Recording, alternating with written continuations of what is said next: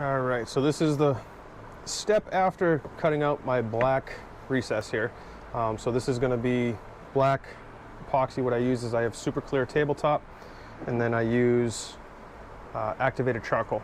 The reason why I use activated charcoal is because it's not going to stain the wood the way that, you know, a dye or a pigment-based like paint or something would.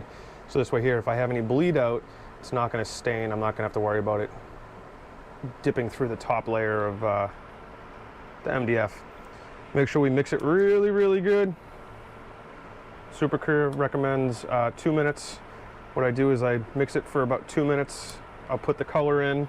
I'll mix it for about another minute, and then I let it sit for about 5.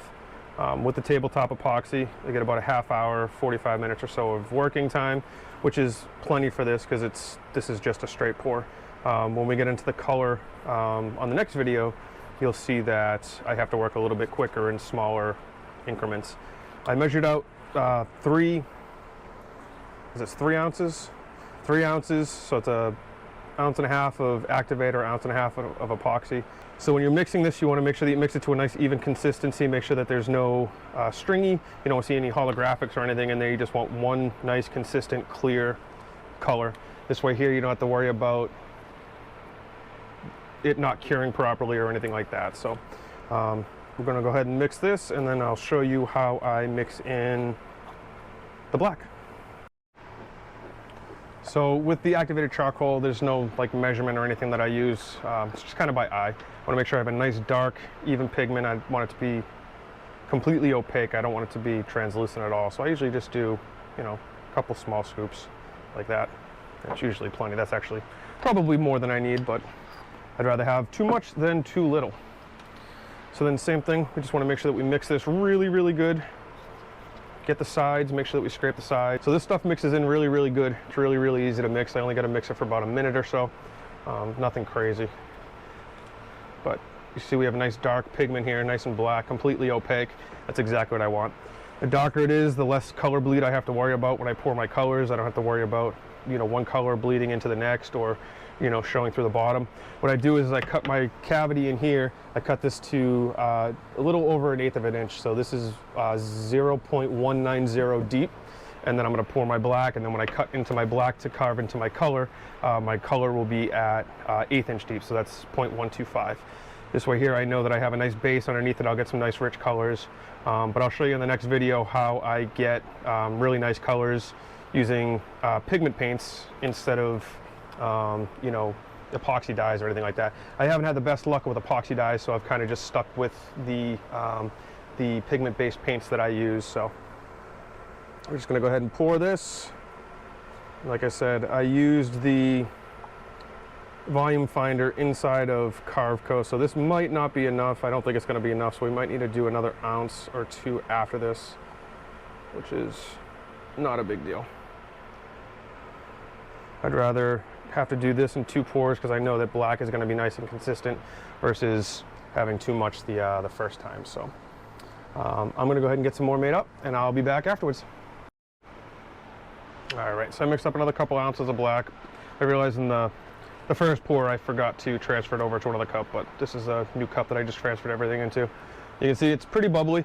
We'll get you in there closer after this, but I'll show you how we take care of that. It's very easy with just some heat, or you know, you can use just a spritz of rubbing alcohol, which works too. But we'll go ahead and just fill in the rest of this. Like I said, I'm not worried too much about any of the epoxy getting over to the other sides or off of the form, the mold, or anything like that, just because this black that I use, the activated charcoal, it doesn't really stain like dyes do, so I'm not too worried about it.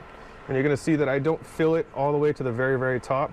I do leave some room, and I do that on purpose, just because I surface everything together after it's done. I don't surface in between colors or anything like that. So you'll see that when we do the color, after we do the surface, we'll surface everything together. Just keep it as one easy step. But you can see it's not, you know, super clean. It's not the best pour in the world, but with this stuff, I don't have to be too concerned with how it looks. But you can see that the MDF does create a ton of bubbles, which is to be expected. I could have sealed this beforehand with some shellac lacquer or some clear epoxy, but with these I don't worry too much about it because you'll see at the end it doesn't show afterwards or anything like that. So, but the reason why I use super clear epoxy, I've used almost every epoxy there is, and you know, they're all great. They all do what they're supposed to do. But what I like about super clear is, even though, you know, it looks bubbly now, once everything's cleaned up and it's heated up and it cures absolutely glass smooth. So yeah, so that's the black pour. I'll get you guys in here in a second. We'll show you how we get rid of the bubbles. I let it sit for about 10 minutes, just let some more of those bubbles come through, and then we'll go over it with a torch and we'll take care of all those in one go. All right, so just to bring you in close so you can see, it is pretty bubbly, but that's to be expected when using, you know, wood or MDF, because there is air trapped inside of the pores of the wood. So that's just all that air coming through. Once we let it sit for about 10 or 15 minutes, we'll come back through and we'll take care of all those. All right, so it's been about 15 minutes. You know, we've let it sit for a while to get more of those bubbles up. You can see that there's bigger bubbles coming up now. That's pretty much going to be the case until it starts to cure. Once it starts to cure, those bubbles will stop coming through. But all I use is just a propane torch, and I just go over it quickly. Not enough to heat it up. We don't want to create smoke. We don't want to start cooking it.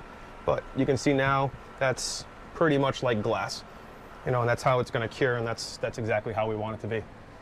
So we'll be back in a little bit once it starts to cure. So here we are, about 45 minutes later. It's starting to cure now. It's getting a little tacky.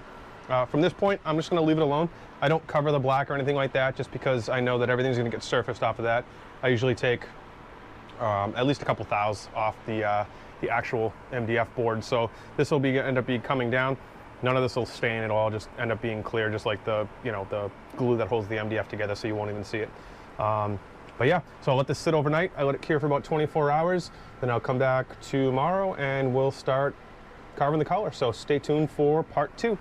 Shout out to Super Clear, not a sponsor. They don't give me anything. I wish they did, but they don't. But just something that I've been using for a while. Like I said, I've used a whole bunch of different epoxies over the last couple of years while making these. And you know, Super Clear is just by far my favorite. You can see it self-levels beautifully. It doesn't trap air. It doesn't take forever to cure. I can hit this tomorrow and it'll be perfectly fine to start carving into. I don't have to worry about it being tacky or anything like that. So yeah, stay tuned. We'll be back tomorrow to start carving the colors and putting the colored epoxy in.